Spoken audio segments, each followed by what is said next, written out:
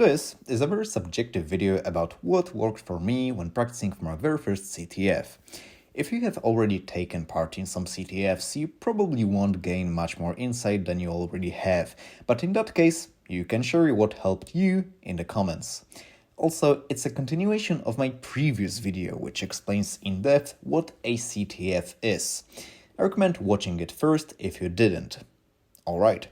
I started practicing for my first CTF in April of 2023 after watching a video made by Live Overflow, where he advertised European Cybersecurity Competition, ECSC. At that time, I knew the concept of a CTF. I solved one or two very basic CTF challenges before, but that's all experience I had, so let's assume I started from ground level. And this guide applies to people like me, with some experience in computer science, but no experience so far with CTFs. So, my aim was to take part in this ECSC CTF. The qualifications were in July, every participating country had a different deadline, and it was held remotely. I had about 4 months to beef up.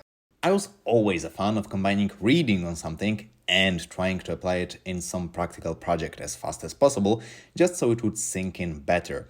That's why you need to combine reading on cybersecurity and solving challenges at the same time. But read what exactly?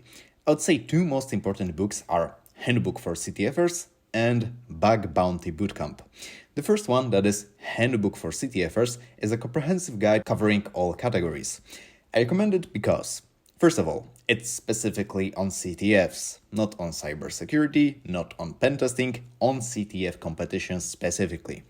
Second of all, it was written by a successful CTF team. You can tell they have experience in it. Also, it's a really fat book.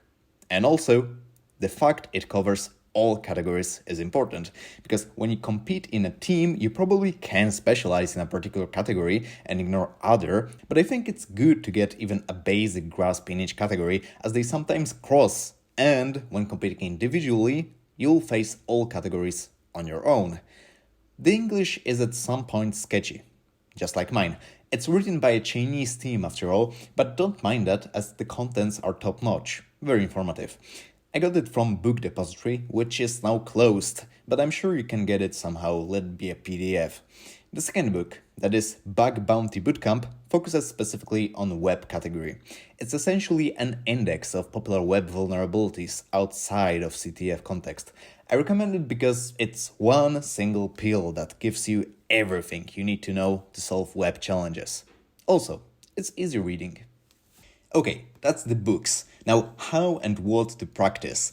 Of course, CTFs are live events, but you can practice by solving challenges from past CTFs. I practiced by solving CTFs on Pico CTF. So, make a consistent habit of solving a challenge or two every evening. In the beginning, you might solve none because you'll spend most of the time researching and learning new things, and that's alright. I'd recommend you starting from general and web categories, as they are most accessible for a regular person with a computer science background. Once you build up some confidence, jump to other categories. A mixture of reading Bug Bounty Bootcamp and solving the web would be an excellent start. I, after 4 months of practicing, gathered about 25k points out of about 68k that are possible to get as of now. At that point, I began to start feeling pretty confident, at least enough to take part in a real CTF. But is there a threshold of points you should have to take part in a CTF? I guess it depends on a CTF. You'll be obviously making a lot of notes when learning, so make sure you keep them somewhere around on the computer when you solve CTFs. Also, in the spirit of saying good code is a documentation on its own, try to script your flag solves. Related to making notes, make write-ups. Write-ups are articles, posts, small or big notes on how exactly one did solve a challenge. Now, why is that good? First of all, it helps to ground your knowledge. By describing each step, you make sure you did understand what exactly happened. Second of all, it helps solving further challenges. At some point, you might remember you solved a similar challenge and get back to the write-up. Also, you share a write-up, someone else shares a write-up. Write-ups help people when they fail to solve the challenge. As a side effect, you learn how to effectively present information to other people. Here, look how I organized my write-ups. I start with the name of the CTF. Here I have a category, reverse engineering. Inside, I have a directory for each challenge and a general README with a listing of all challenges in the directory and a short description what was needed to solve it. This one is very important. Gradually, from scratch, create your own personal CTF toolbox. What do I mean by this? When solving challenges time and time again, you will discover some new tools that help for a particular task, in example John the Ripper for password cracking. Make sure to collect them in some specific place on your computer so they would be easily accessible when you need them. That will give you that extra flow. You might even document your toolbox. Make a README with a table of contents. Categorize them. Look, my toolbox looks like this. A lot of chaos at the moment, I need to reorganize it, but there are word lists. There are a few repos which I usually visit anyway, like payloads, all the things. There's IDA, Gydra, a local instance of CyberChef, Scrabble, and a few other. You get the idea. Note that I am not recommending downloading Kali Linux, a pen-testing Linux distribution with a lot of tools coming pre-installed. Instead, use a pretty typical Linux distro and build your own toolbox. It might be a personal preference, but I see some benefits of this. That is, first of all, you get to know your tools better when you explicitly install them. Secondly, you don't get overwhelmed by the amount of tools pre-installed with Kali. And 3, you don't get distracted by learning tools you might not need. Understanding what tools you have at your disposal is crucial. For ECSC qualifications, there was a Discord server for participants. During the event, people could report a problem with a challenge, and after the event, everyone could share their solution. That's how you can meet like-minded people. I'm sure there is a lot of Discord channels specifically for CTFs. This will help keeping you hyped on CTFs. Just before my first CTF, I posted this sheet of paper on a wall next to my computer. Call it cringy, but it's all truth. You need a proper positive mindset, both when practicing and taking part in a CTF, because there will be a lot of times when you say, I'm too down for this, when in reality the solution is at the grasp of your hands. Going through my sheet of paper. First, there is a framework blog post for everything. By this I mean, when solving a CTF, you'll often face something you didn't encounter before, a domain you don't have experience in, and that's when you need to keep in mind that the internet is full of blogs about cybersecurity, which will most probably cover this topic, so don't despair. Next, know your good and bad sides. Start from web, then reverse engineering. Well, to understand this, you need to know how points are assigned on a live CTF. It's popular to do as following. All challenges have initially a fixed point reward, say 500 points for solving a challenge. Once someone solves it, captures the flag and pastes it, he is given 500 points, and then the reward for the next person is lowered to, say, 490, then to 450, and so on until it's something puny like 50 points.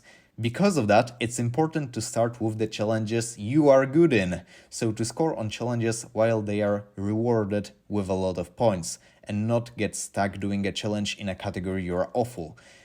Because of that, I made a note to myself to start from the web and reverse engineering. Next, don't give up, solutions always turn out to be easy. Pretty self-explanatory. I felt stuck in a lot of situations, and then it turned out that the solution was not hard at all. It's all about focus and the word that's the opposite of defeatism. Next, fast learning, most important skill. You'll never know everything, period. You'll never be prepared. You, of course, should try to be prepared, but in the end of the day, you'll never be. That's just by design of CTFs. A lot of times the challenges are about exotic or retro things that you didn't hear about before.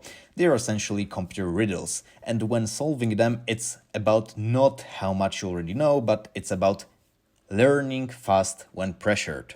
It's even in Handbook for CTFers, a book written by actual successful CTFers. Look, moreover, the most important thing to learn in CTF is not certain skills, but the ability to learn quickly, or rather it is more important to develop the ability to learn quickly than to master certain skills. Next, will to win. Cringy, but when writing this I meant don't give up, solutions turn out to be easy. Next, Look for similar challenges with write-ups. Challenges do repeat. By this I mean it may turn out that a challenge will ring a bell. You remember, oh, I saw something similar a while ago, how did I do this? And that will help you solve the current challenge.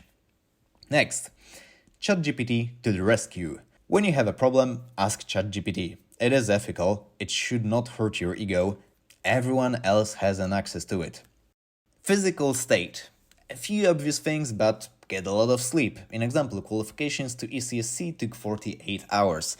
If you slept well the day it starts, you have a massive advantage over other competitors. You sleep well, you think better, and stay fresh longer. And remember what I said about how points for challenges are assigned. Time is of essence. Next, prepare food. This is how my desk looked like the day of competition. A lot of sugar, a lot of caffeine. Is it healthy? Answer yourself. In the topic of sleep again, know your limits. It's very subjective, but I scored most of my points during the first 24 hours. Then I assume my thinking and willpower started to be significantly worse and I didn't score as much. I should have slept good after 24 hours, then get back to my computer. I think I could score better because of that. I didn't. That was an error. It's good to know your limits. So, to summarize all of this, I end up being 18th. Out of how many? Well, depends how you count. If you count only people who scored at least one challenge, it will be 105. But at one point, after the first 24 hours, so in the middle of the CTF, I was 6th. And that's something I'm really proud of. Later I fell to 18th because, let's face the truth, there were better people. And that was a summary of my experiences preparing for my first CTF, kind of a guide for other novices to this very exciting field. All of it could be boiled down to practice challenges and grow a proper mental state. Oh, and maybe have fun doing it. So, have fun and goodbye.